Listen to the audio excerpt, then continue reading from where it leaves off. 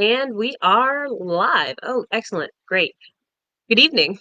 Welcome home. My name is Daniel Brower. I use he, she, or they pronouns, and I am the transitional minister at First Christian Church of Decatur. Welcome to our midweek meditation. It's called 601 Wednesday. Today it is 6:05 Wednesday. I left the church at 5:29 and I told William I'm going to try to make it home before 6:01, and boy, we almost made it. But that's traffic in Atlanta for you. And speaking of things weird or strange or troublesome in Atlanta, I hope everyone has recovered more or less from the snow just in time to get more of it. Because I hear that's happening next week. Yay, Georgia weather, right?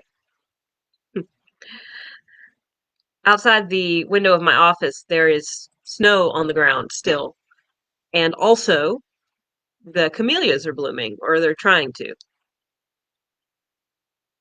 These things together are signs of several things. Not all of them are good. But today I'm thinking about them as a symbol of things that sometimes coexist even when it is very difficult to do so. The world is made of things learning to coexist even when it's hard.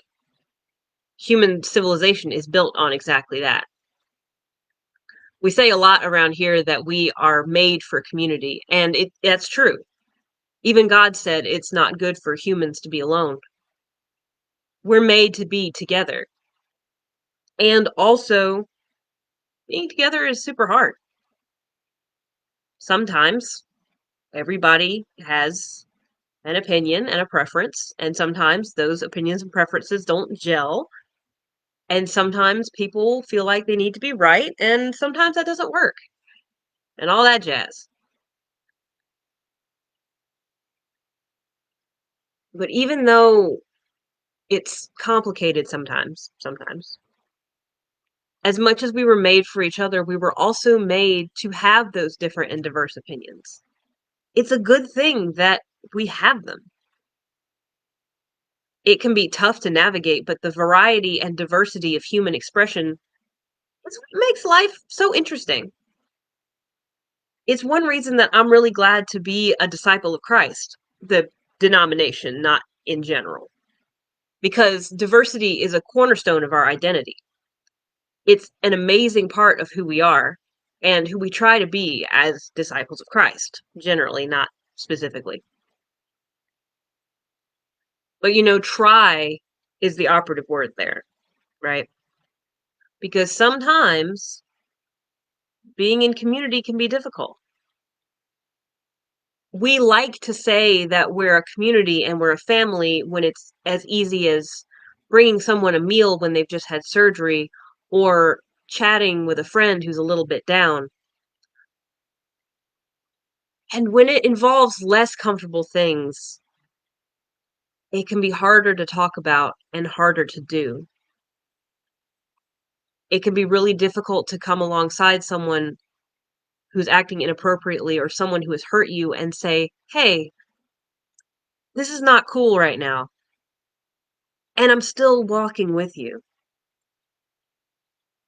We talk about loving our neighbor and we talk about loving our enemy, and we're called to do both things.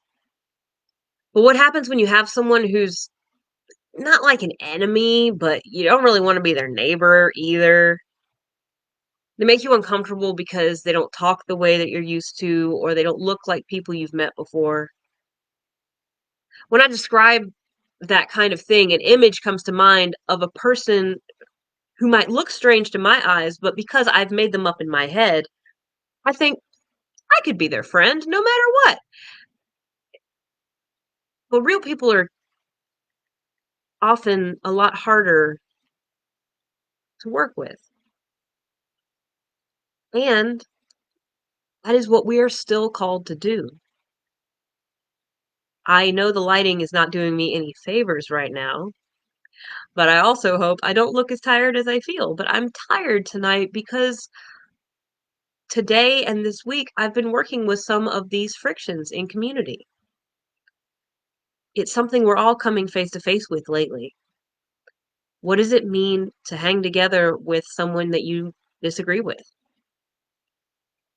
That's a very big question, and it has a lot of nuance, and the answer is particular to each of us, and it is the same for each of us. If we are committed to being in community, we have to do hard things. Sometimes the hard thing is to step up and say, hey, that's not cool. That's not right. Sometimes the hard thing is to step up and say, hey, what I did was messed up. What I did was not appropriate. I'm sorry. Sometimes the hard thing is to say, hey, as long as this is going on, we can't be in fellowship with one another. And don't mistake any of these things for an easy way out. Each of those is its different own kind of hard. And as long as we approach one another from the perspective that each of us is made in the image of God and is deserving not only of God's love, but our own positive regard, a way can be found to navigate through these things. I know that. I believe that. And I hope that we are living that out together day by day at First Christian Church of Decatur. You already know we're at a weird time in our lives together as a congregation.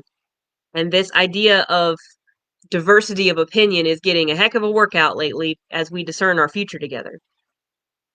Because everyone has different opinions and preferences and all that jazz, and we are learning and relearning how to hear and how to be heard, how to hold on to what is important, and to let go of what we need to let go of. And it's not easy. And we're doing it together. Because as long as we resolve to love, we can agree to differ and still break bread together.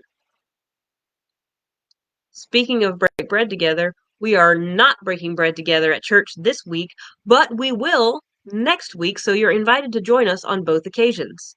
This Sunday, the 19th, will be a regular Sunday service, whatever regular and normal means around here, because you never know what'll happen, but we're going to try to make it as typical as possible at 10:25 this Sunday, and the next Sunday, the 26th, will be a break bread together focused on our church's history and legacy. Both of these worship occasions will be a joyous celebration of our particular congregation and context, and we would be delighted to have your particular voice and context along with us for either or both. But hey, you know what? Whether or not I see you, and whether or not we agree, and whether or not you're feeling it right now, this much is still true. God made you special. God loves you very much. And so do I. Y'all have a good night. Stay safe and warm. Bye.